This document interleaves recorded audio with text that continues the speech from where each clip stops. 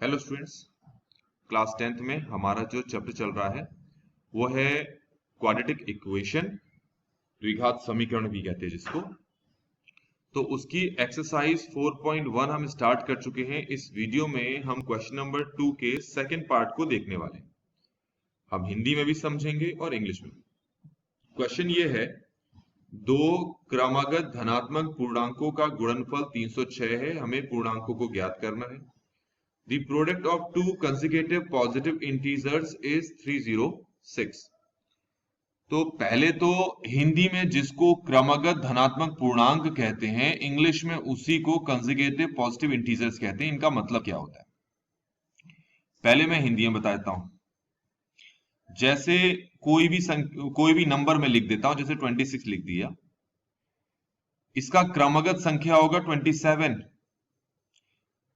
कोई दो क्रमागत संख्या कैसी होती है? एक 100, एक 101, एक 51, एक 52, एक 69, एक 70, एक 89, एक 90। तो आपको समझ में आ गया होगा कि धनात्मक क्रमागत धनात्मक पूर्णांक क्या होते हैं। बता दिए ना, जैसे 1 और 2 आपके पास क्रमागत धनात्मक पूर्णांक हो गए। इसका मतलब जो आप गिनती होती है आपके पास, जैसे कोई भी नंबर मैंने डाल दिया 27 कर दिया, तो 27 के बाद का नंबर क्या होता है? 28। तो 27 और 28 हो गए आपके पास क्रमागत धनात्मक पूर्णांक।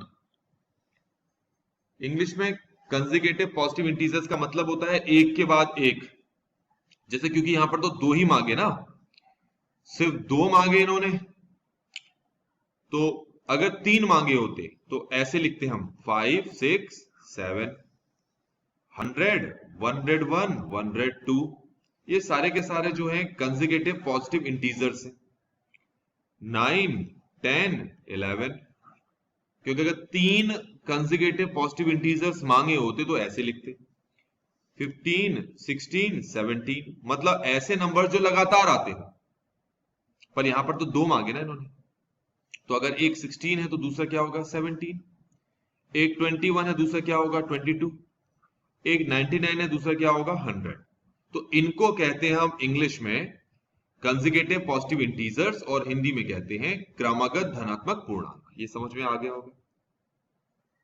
अब क्योंकि ऐसे तो बहुत सारे क्रमागत धनात्मक पूर्णांक या फिर कंसेक्यूटिव पॉजिटिव इंटीजर्स बनाए जा सकते हैं, तो हम यहां पर किन दो को लें?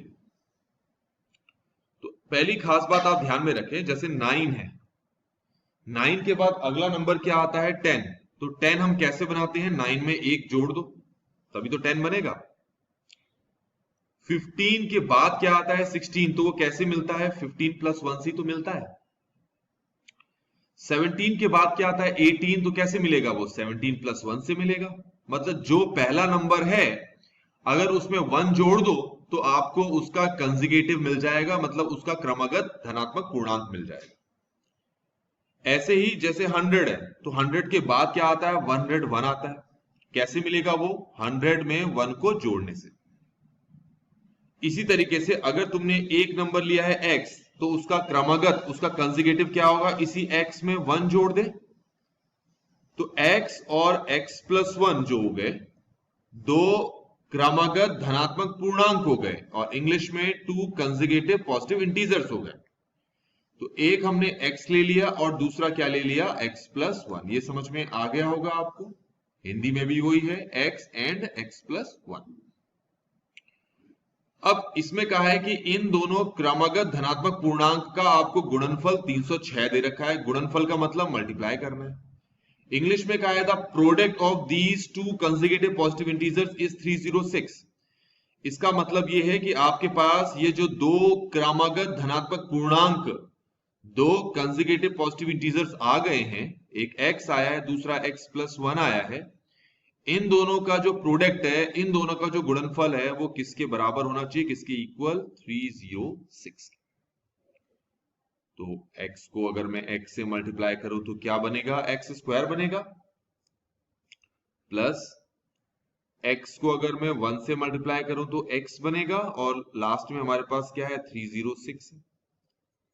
इस 306 को अगर मैं यहां लेकर आऊं तो ये बन जाएगा x square plus x minus 306 equal to 0।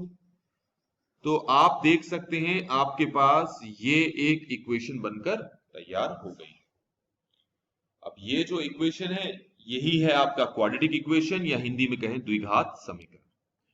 तो इस तरीके से हमारे पास जो सेकंड क्वेश्चन था इसको हमने समझ भी लिया, इक्वेशन भी फॉर्म कर ली। तो आई होप कि आपको ये सारी चीजें समझ में आई होंगी। Thanks for watching.